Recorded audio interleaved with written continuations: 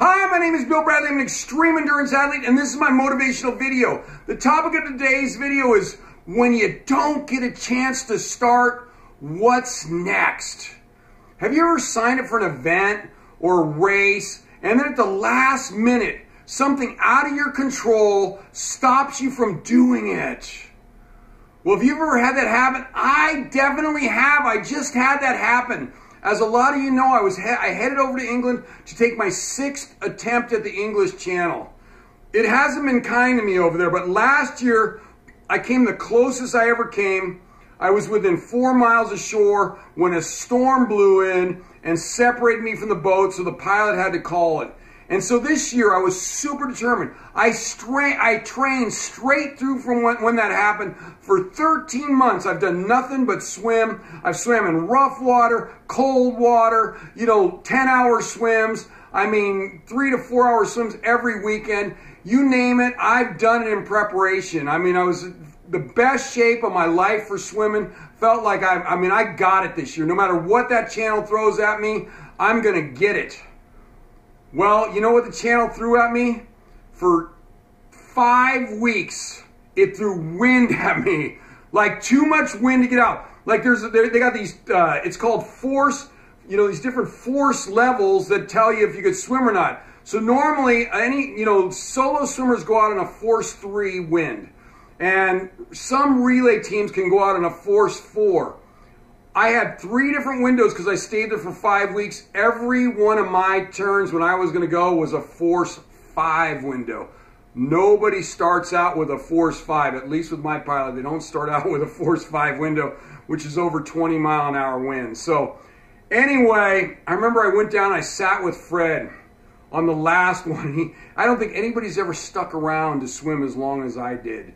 It was really super stressful, super roller coasty. 2 of my swims got called off at the pretty close to the last minute. 1 2 days before, 1 the night before, because the forecast came in so rough. And the first one was just a storm right as soon as I got in town. But on the last one, I remember I sat down with Fred, and I knew he had bad news, because he says, "Come, let's go talk. We'll meet at the thing, and we'll talk about what's going on."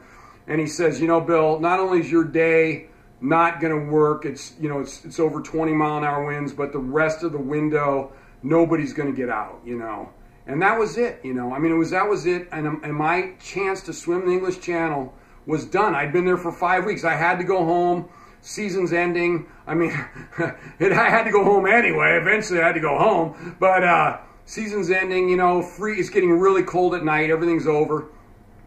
And so I sat there as Fred was telling me that. And I said, okay, I said, I go, all right, count your blessings, Bill. I said, nobody's died. Okay, nobody's died. You got your health. You got your health. You got your health. You got your health. After I said that, I calmed myself down and I said, what's next? And I had been talking about whether I would swim the channel again, whether I wasn't planning on not getting out, but if I didn't make it, whether I would do it. And what I had decided, which I didn't really share with anybody else up to that point, or or till right now probably, was that I was going to go on land again, So I was going to go on land, and I was going to start training and running and getting my weight down. I've been carrying this extra weight for quite a while, like a year and a half, 40 extra pounds. So getting my weight down and getting ready to go. So what I did was I said, all right, what's next? I'm training. And so I was with Fred. I sat there, I had my Speedo still under my shorts. I was ready to swim and everything. And I only had I had street shorts on. I go, I'm going running. I'm back on land. What's next? I'm going to be a runner. I'm going to be a mountain climber. That's my plan. Running, mountain climbing. I went for a 3-hour run.